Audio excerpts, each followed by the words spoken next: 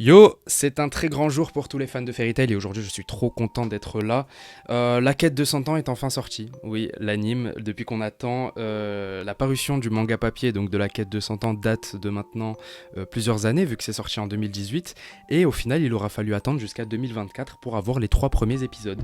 Donc on a eu aujourd'hui l'avant-première, au moment où vous regardez cette vidéo, au moment où je tourne la vidéo, pardon, on est le 23 juin, donc c'était une séance unique et les épisodes vont arriver du coup, la sortie officielle ce sera début juillet sur les plateformes donc ADN et je ne sais plus quelle autre plateforme.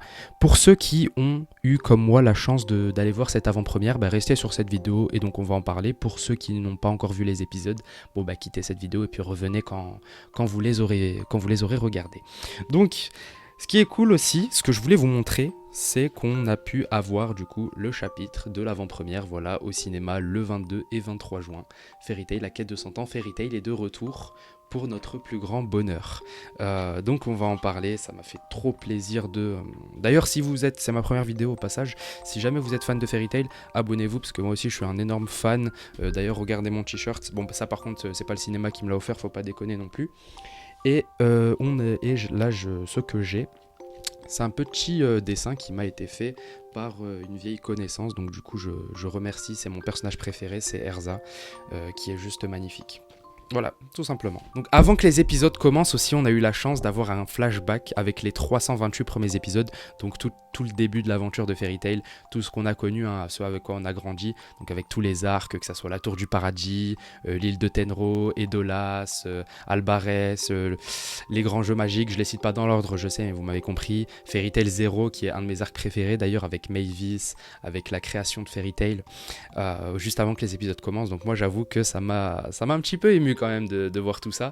Maintenant je vous propose précisément donc qu'on parle de ce qui s'est passé. Bien évidemment je vais spoiler les 3 premiers épisodes. Pendant que nos héros du coup partent sur le continent de Gultina pour aller faire donc commencer et démarrer cette quête de 100 ans, on a pendant ce temps dans la guilde toujours Mira Jane, Makarov, etc. et on a 3 nouveaux membres de Fairy Tail. On va très vite se rendre compte que au final il n'en restera qu'un parce que tout simplement Luxus leur a fait peur et t'en as 2 d'entre eux qui se sont barrés et au final il en restait plus qu'une et la personne qui est restée du coup c'était une dénommée, une mystérieuse Tuka.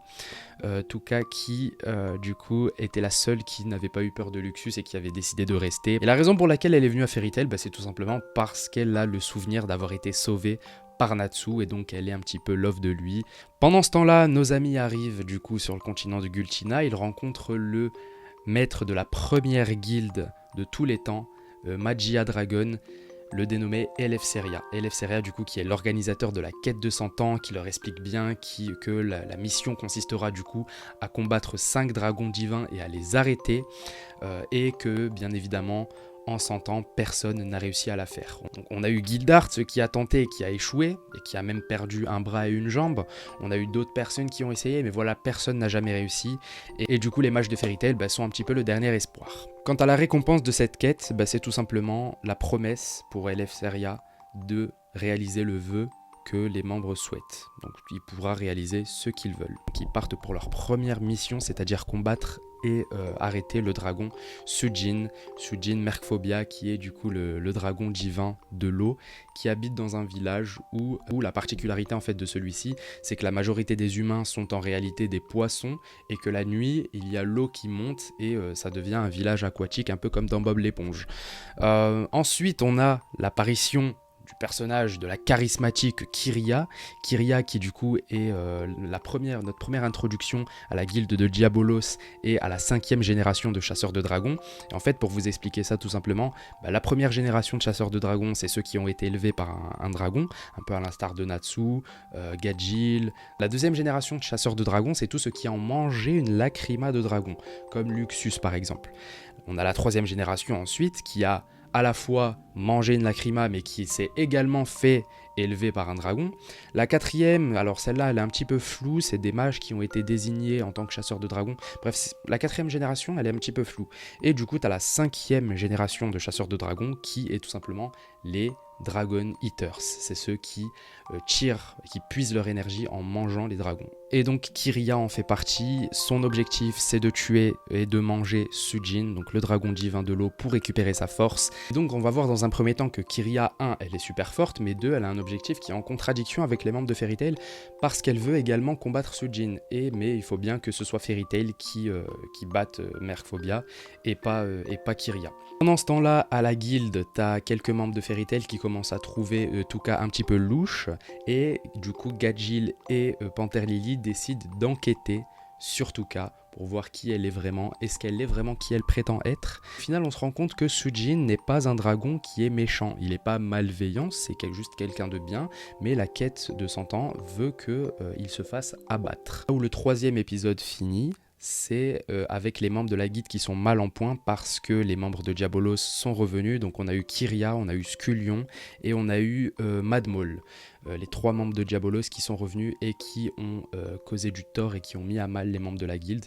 T'as Erza qui s'est transformé en esclave à cause du sort de Kiria.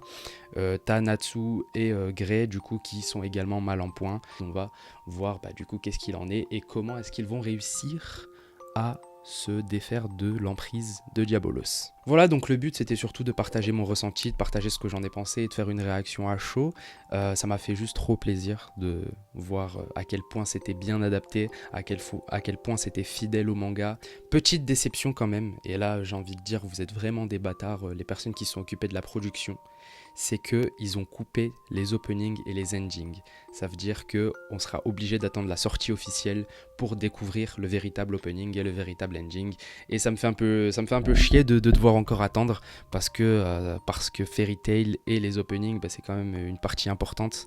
Et je kiffe écouter les openings de Fairy Tail. On a eu également la bande-annonce d'un nouveau jeu Fairy Tail. Donc c'est la suite du premier qui a été sorti d'ailleurs, que j'avais platine sur la Play. Que apparemment ça devrait plus être du tour par tour cette fois-ci, ça devrait être du combat en temps réel. Donc j'ai hâte encore une fois de voir ce que ça va donner. Ils ont décidé de prendre un tournant pour ce deuxième épisode qui va adapter cette fois-ci l'arc d'Albarès, un de mes arcs préférés, donc j'ai vraiment hâte encore une fois. Voilà, abonnez-vous si vraiment vous aimez Fairy Tail et n'hésitez pas du coup à proposer des sujets de vidéos par rapport aux personnages, par rapport aux sorts, par rapport aux arcs les plus intéressants pour qu'on puisse y revenir dessus et kiffer tous ensemble. Donc abonnez-vous, rejoignez la guilde et comme ça du coup on sera tous des mages de rang S.